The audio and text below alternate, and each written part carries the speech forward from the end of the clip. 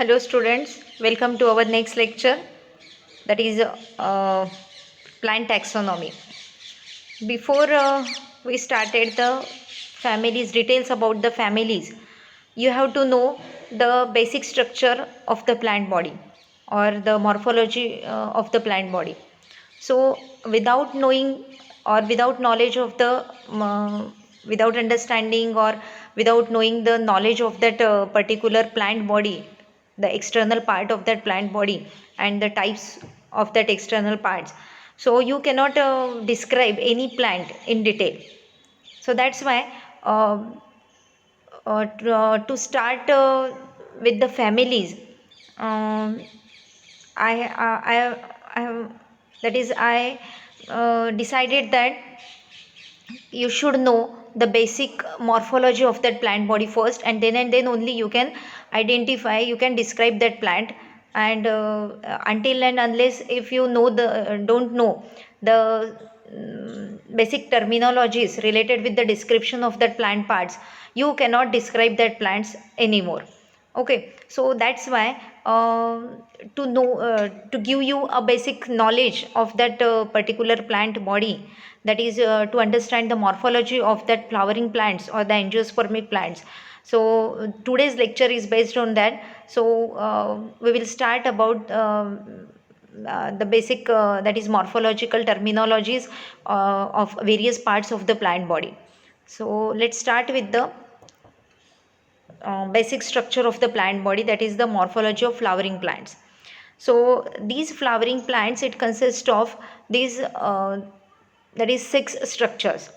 First is root, that is underground part of the plant body, is known as the root system.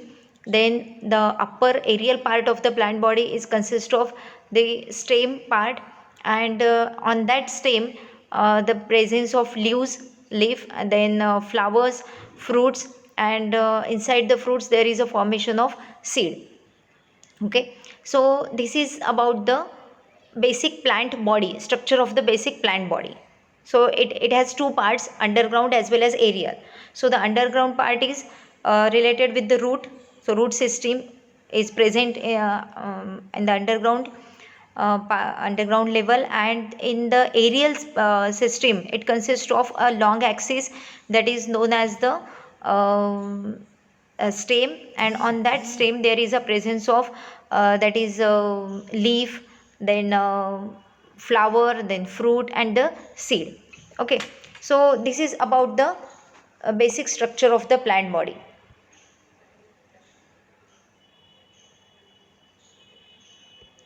So let's start with the first, that is part, that is root.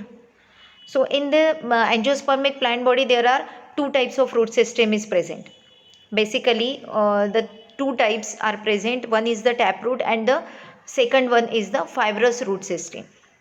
Okay, so in case of taproot system,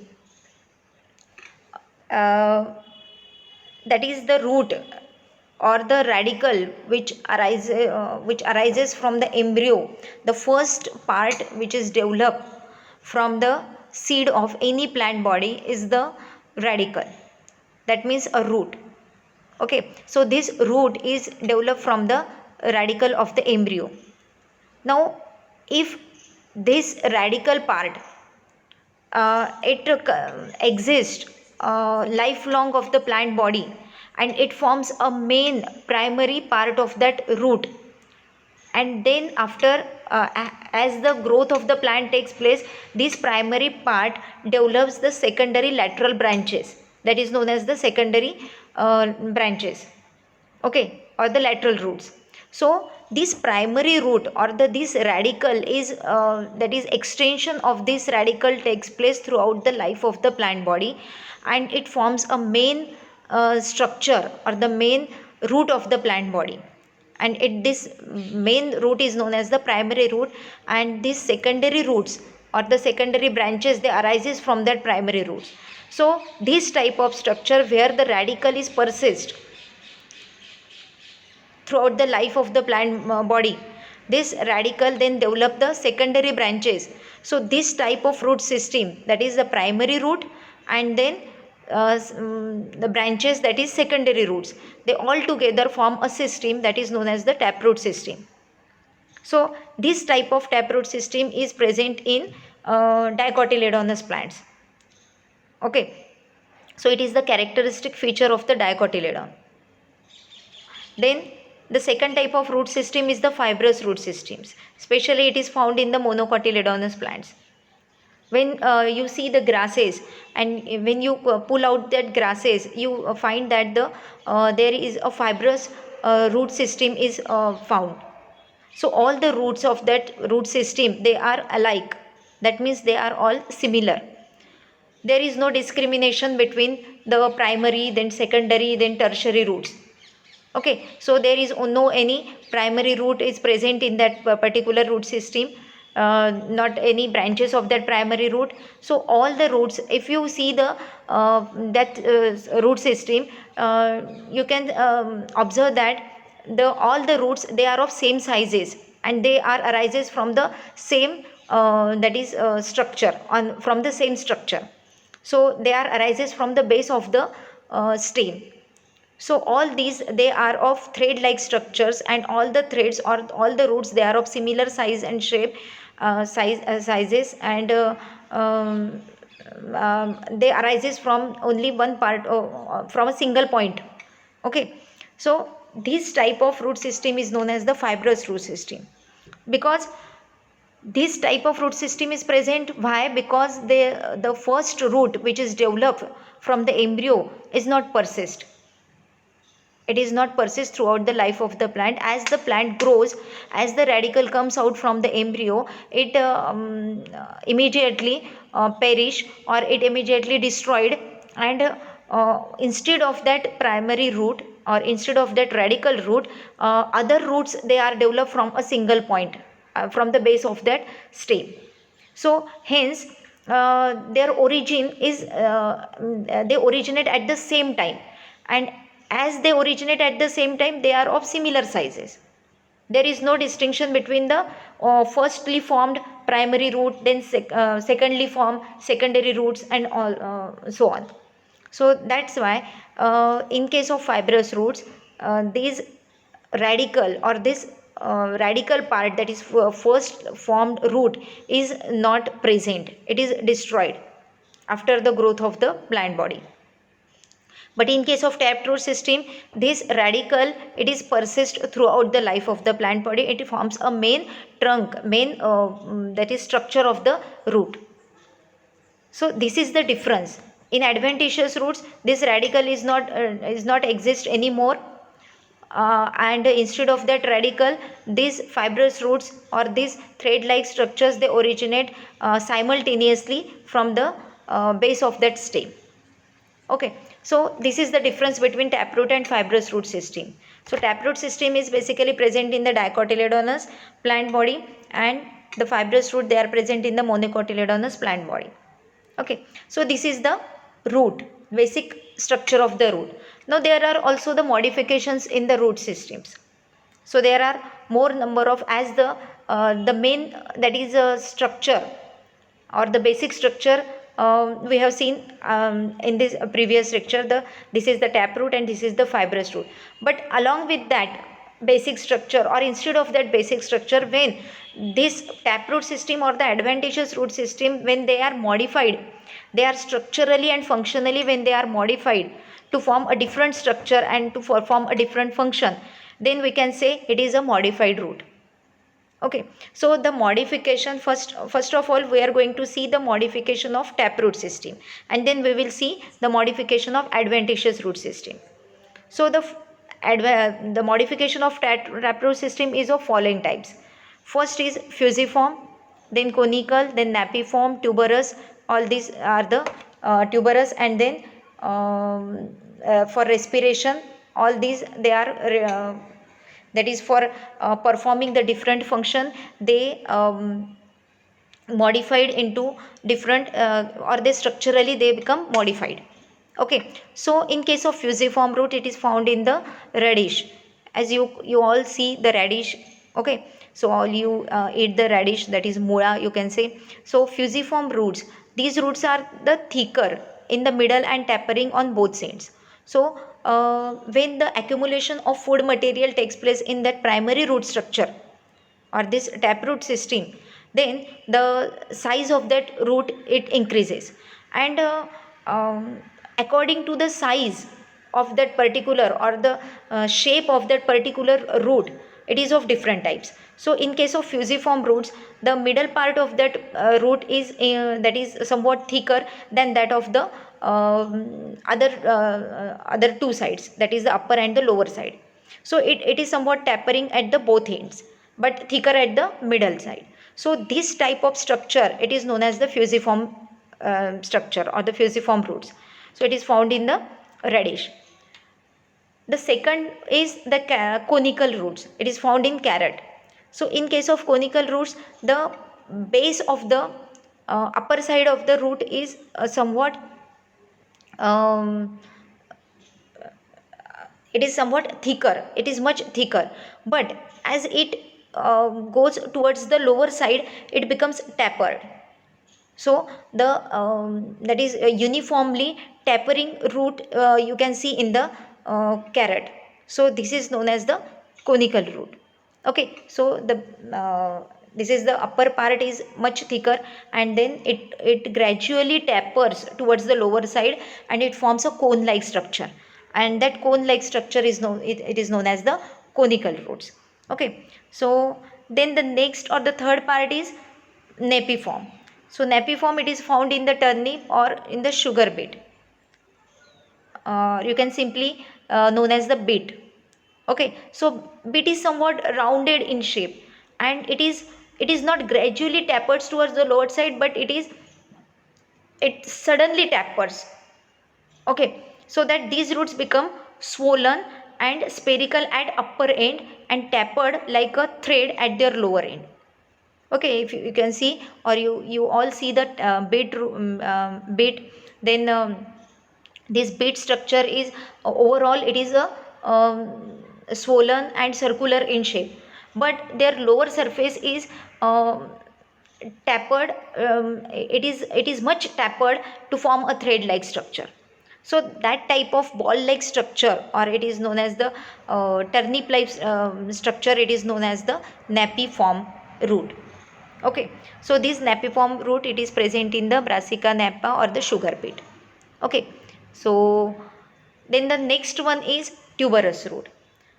This tuberous root, such roots, they do not have the regular shape, they are irregular in their thickness, so that's why they get swollen and fleshy at any portion of roots. So this type of, that is it is irregularly shaped structure that is root is known as the tuberous root, and it is found in the mirabilis. The mirabilis jalapa is the 4 o'clock plant.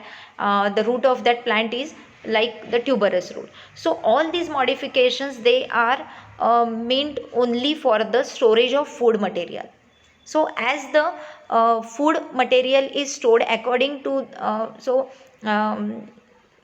that is how the stored material is stored food material is accumulated in a particular region of that root.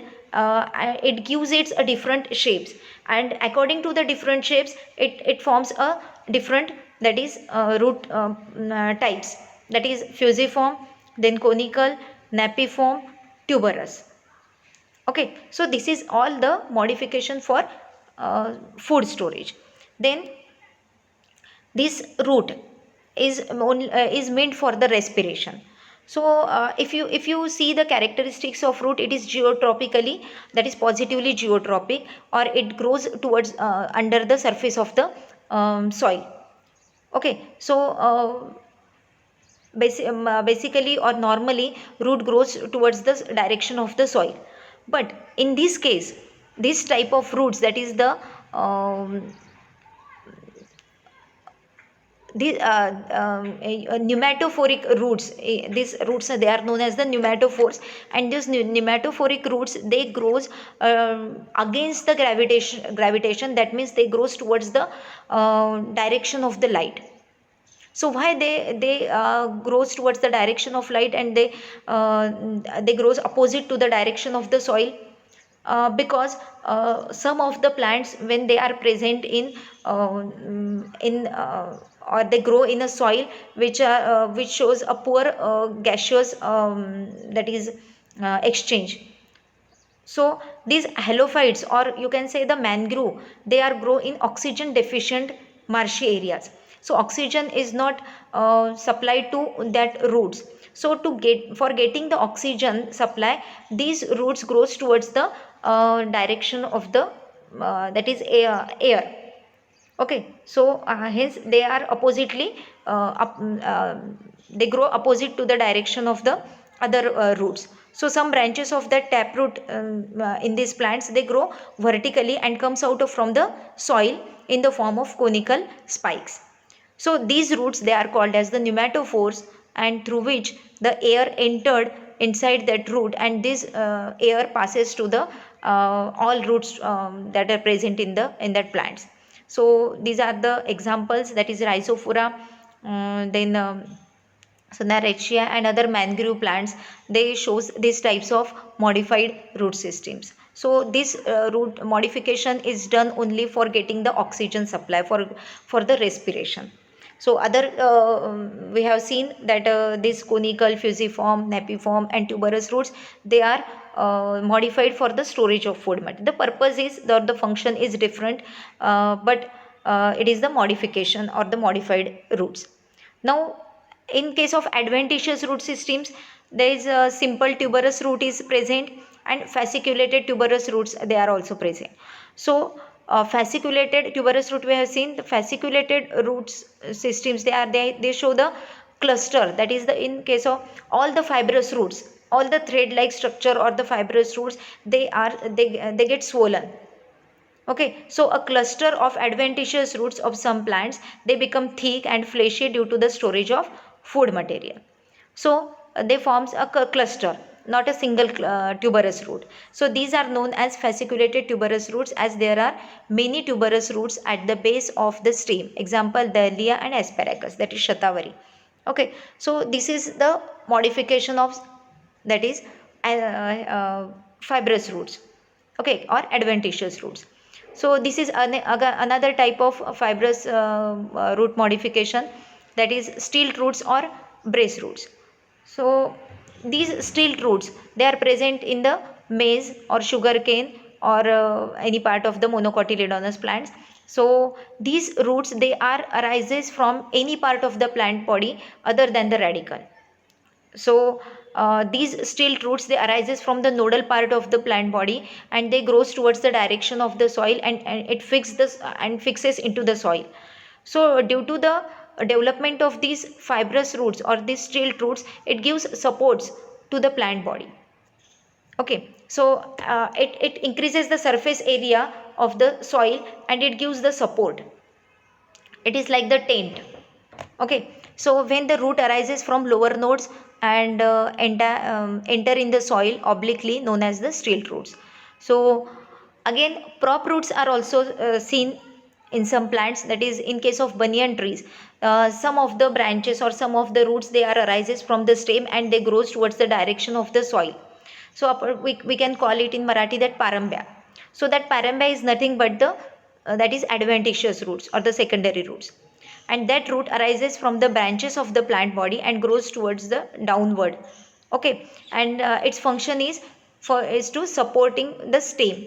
So the banyan tree is very large, they are very thick, and to give the support and their branches are also thick, and to give the support to that branches, that branches, they develop the secondary roots or the adventitious roots, and these roots when grows towards the direction of soil, and then they fix to the soil, and they give support to that branch like a pillar. Okay, that's why they are also known as the pillar roots or prop roots. Okay, so this is the modification, this is somewhat the modification of the root. Again, buttress root is also present, that is in case of ficus, bombax, terminalia. So such roots appear from the basal part of the stem and spread in different directions, as you can see in the figure in the soil.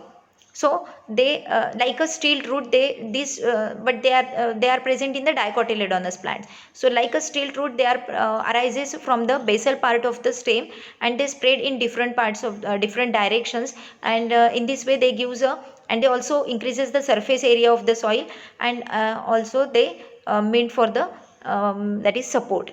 So these stilt root, these prop roots, these buttress roots, they are meant for the support. The function is to give the support to the plant body, to give the additional support to the plant body. These climbing roots, they are also meant for the support. This climbing root, in case of money plants, you can see the roots that arises from the nodal part of the stem, and this climbing, these roots, with the help of these roots, they attach to any object, and with the help of these climbing roots, they climb on the plant, climb on that object. Okay, so these roots arise from the nodes and helps the plant in climbing. So money plant, beetle, black pepper, tecoma, these are all the examples which shows the climbing roots.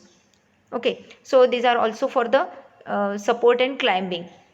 So some roots modification, they are for the storage of food material, some are for the protection, some are for the respiration, some are for the climbing purposes. Okay, and some are for the propagation, some are for the to give for the absorption of nutrition from the host. So different purposes, for different purposes, different modifications are seen in the root system.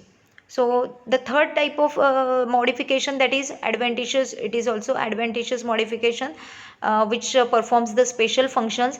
So this is the special function, that is propagation function. So in case of this bryophyllum leaf, so you can see this that is panfuti, it is known, it is in Marathi it is known as panfuti. So panfuti means on the leaf there arises a new plant, that's why it is known as panfuti. So when roots arises from leaf, they are called as foliar roots. Okay, so these roots, that is that from the node, that from there is a that is ridges and furrows.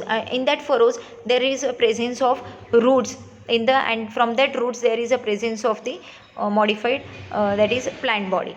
Then the sucking roots or the hostorial roots or parasitic roots. Okay, so in case of cuscuta or in case of parasitic plants, some that is form a special type of root that is known as the sucking root. Okay, so in parasitic plant, these roots enters in the stem of the host plant to absorb nutrition from host. So these hostoria, that is the root, modified root, it like in the, we can see in the figure that they attach with the help of these roots, they attach to the stem of other plants which are autotrophic, which are prepare their own food material, and they insert this their root into that stem and up to the xylem and phloem, and from this xylem and phloem they absorb water and nutrients and food material ready made from the host plant. And in this way they because these parasitic plants, they are not autotrophic, they are heterotrophic, they don't prepare their own food material. That's why they are depend on for their nutrition to the other autotrophic plants. So to get the nutrition, they form a special type of roots that is known as the hostoria roots, or you can say the sucking roots. And these sucking roots suck the food material or absorb the food material and water and nutrients from the host plant, and in this way they have their nutrition. Okay, so amarvel, you can see that is the example of this. This is about the root. Now come to the stem part. In case of stem, you can see the stem, the characteristics of stem, that is stem consists of nodes, internodes. So where there you can see in the figure, when the leaf, the position of leaf, where the leaf arises, the position is known as the node, and in between these two nodes the space is known as the internode.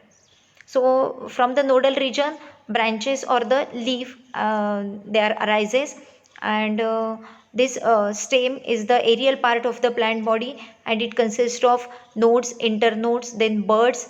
It consists of apical bud, it consists of axillary bud, it consists of leaf, then flowers, then fruits. All these structures, they are present in the stem. So this is the basic structure of the stem. Now if there is a modification of, if you can see the different types of stem structure, then we can say it is a modified stem structure. So what are the modifications of stem? So these modifications, they are divided into three parts. So when the stem is present under the soil and it gets and the modification is under the soil, then it is underground modification. When the modification takes place at the subaerial level, then it is subaerial modification. And when the stem is modified, when it is present at the aerial region, or aerial part of the stem shows the modification, then it is a aerial type of modification of stem. So one by one we will see the modification of stem. So first of all, the underground, that is in underground there are four types: rhizome, tuber, corm and bulb. And in case of subaerial type, it has again four types: runner, stolon, offset and sucker. And in case of aerial, there is five types, that is tendril, thorn, phyloclade, cladode and bulbil. So these are all, that is underground modification is meant for storage of food material, like that of the root. Subaerial modification, it is meant for the propagation or the vegetative propagation, you can say. But the aerial modification is meant for the different purposes. So it has a different functions. So it has supporting functions, it has protective functions, then it has a propagation purpose, and all these they perform a different functions. They are modified for different reasons. Okay, so let's see the modification of stem.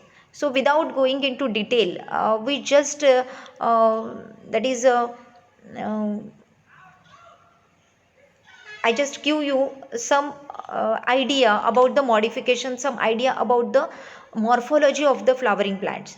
So it is not included in your specific syllabus, but it is related with your syllabus. Without knowing it, or without understanding the knowledge about these plant parts or the morphology of the plants, you cannot go further in next unit. That is, the next unit is the this characteristics of the different families. So when you describe any plant or any family, or any plant of the family, then all these terminologies, all these structures, you have to know, you should have to know.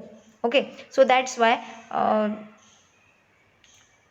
just to know you to knowing the for knowing the various types of these that is morphological parts, I will give you or I am doing this extra, that is work or extra lecture for you uh, for the further unit. Okay, so the modification of stems, that is underground modification, it shows the tuber, then bulb, rhizome and corm. So this tuber, that is, it is the example of that is potato. So when the underground part of the plant body, the underground stem, the tip of the underground stem, when it gets swollen and it forms, how you can differentiate that it is a modification of stem, not the root? Because it it consists of the characteristic of stem, it shows the characteristic of stem. So stem shows, that is node and internode, stem shows buds, stem shows leaves. So all these characters, they are present in this underground modification. So tuber, when you see the batata, or when you see the potato, you see the eyes of on that. So eyes is nothing but the bud. Okay, so the distance between two bud, it is known as the internode. So these buds, they arises from the nodal region. So these eyes or this structure, it is a nodal region, and the distance between two eyes, that is known as the internodal region. So when you see the fresh that is young and fresh potato, you see the that is brown scale like structure on it. So this brown scale like structure is nothing but the scaly leaves. That's why it consists of all characters that are present in the stem. So it consists of node and internode. It has birds, it has scaly leaves also. So it is a modification of that is stem. But in case of carrot, then radish, you cannot see the nodes, internodes, leaves and buds, all these things. So when underground part, when you confuse about the modification at underground level, then you simply see these characteristics. If the underground part shows the characteristic of stem, then it is a modification of stem, and if it does not show any characteristics of stem, then it is a root modification. Okay, so this is the tuber. This is the tuber type of modification. Then the bulb, that is in onion, it is also the uh, underground modification. Then rhizome, that is ginger. So this ginger is again the modification of the underground stem. Then corm or suran, so it is also the modification of underground modification. Okay, so then subaerial modification, when you see the, it is just it is that is runner, stolen, then sucker and offset. So when you see the grasses, so grasses, they show, when you pull out the grasses, you see that they are attached to another tuft of grasses. So they are connected with each other with a thread like structure. So this thread like structure, which arises from the basal part of the stem, and from that that is lateral that is thread like structure, from the nodal of that, from the nodal region of that lateral branch. So this is nothing but the branch of the lateral branch of the main stem. So in case of grasses, the main stem, that is the lateral branch, arises from the base of that main stem, and it grows horizontally, that is parallel to the soil. And when it grows parallel to the soil, when it attached to the soil, the nodal part, when the nodal part attached to the soil, then that in that region there is a formation of root and shoot. So the new plant, it develops from that region. Again, the new plant, that is this new plant, that the newly formed new plant again forms a lateral branch. Okay, again form a lateral branch, or this runner or this lateral branch, it runs continuously, and and whenever it touches, its nodal part touches to the ground, it forms a new plant. The all the hence it grows infinitely, and from every nodal regions there is a formation of new plant.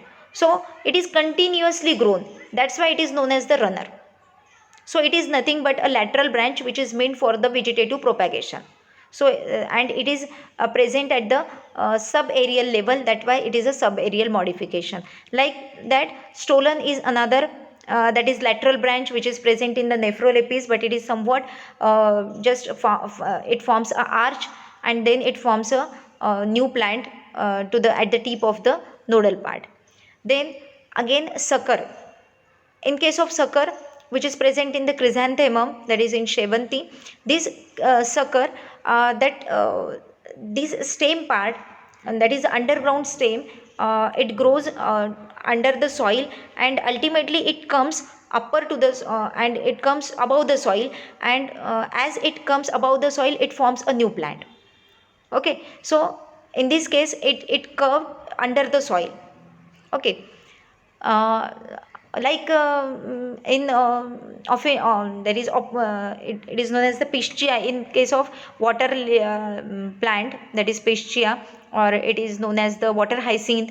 In this water hyacinth, you can see the lateral branch arises from the base of the plant, and from that lateral branch there is a formation of new plant again. So this is also for the means of vegetative propagation. So all these branches, lateral branches, they arises from the original, that is the previous stem, and then they form a new plant from that branches.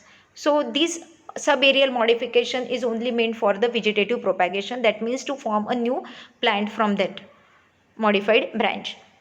Okay, so this is the about the subaerial modification. Now the aerial modification of stem. This aerial modification is meant for the various purposes. So it is stem tendril, then phylloclade, then bulbils, thorn and cladode. These are the modifications. So the stem tendril. Um, why it is the modification of stem tendril is the wire-like structure or a spring-like structure. So when it is a very sensitive structure, and when it comes in contact with any object, it just that is firmly attached to that object, and with the help of that tendril these plant climb up. So it is meant for the climbing purpose. So this tendril arises from the nodal part of the plant body.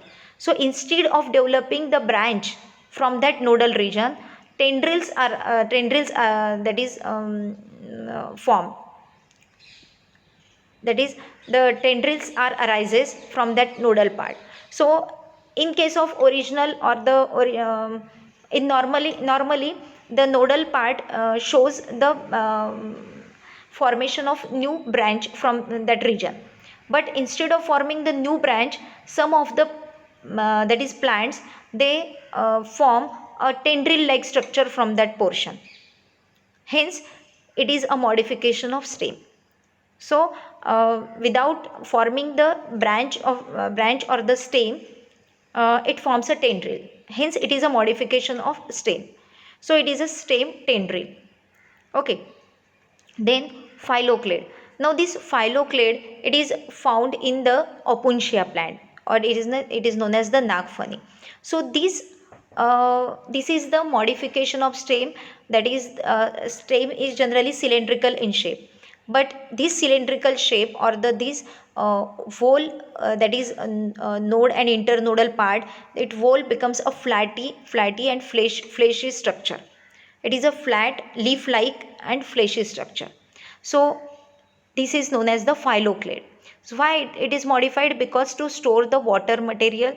So because it is a xerophytic plant, that is opuntia is a xerophytic plant, and in xerophytic plants they have to that is save water. So hence to store the water, or to that is avoid the transpiration of that water or evaporation of that water from the plant body, this modification is